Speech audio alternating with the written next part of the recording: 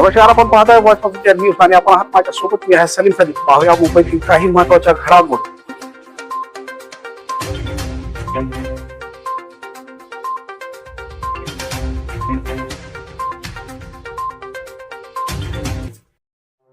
नमस्कार, मी निशात आणि आपण पाहत आहात व्हॉइस ऑफ इंडिया न्यूज.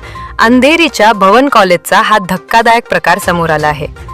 30 वर्ष प्रामाणिक सेवा देणाऱ्या एका महिला कर्मचाऱ्याला आज आपल्या हक्कासाठी लढावं लागतंय. पीडित सुनीता नवघारे यांचा आरोप आहे की त्यांना गेल्या अनेक वर्षांपासून वेळेवर पगार मिळत नाही, मानसिक त्रास दिला जातोय आणि वीज पाण्यासारख्या सुविधा देखील बंद केल्या जातात. एवढंच नाही तर कॉलेज परिसरातील तलावात पाणी भरताना त्यांच्या नातेवाईकाचा दुर्दैवी मृत्यू झाल्याचा दावा देखील करण्यात आला आहे. सर्वात गंभीर बाब म्हणजे SRA योजनेअंतर्गत त्यांना त्याच परिसरात 2 फ्लॅट मंजूर झाले आहेत.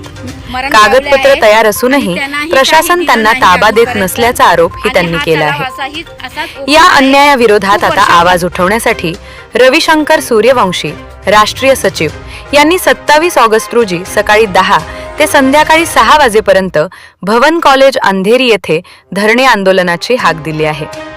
त्यापूर्वी 24 ऑगस्ट रोजी दुपारी 3 वाजता मुंबई मराठी पत्रकार संघ आझाद मैदान येथे पत्रकार परिषद घेऊन रविशंकर यांनी ही माहिती दिली आहे.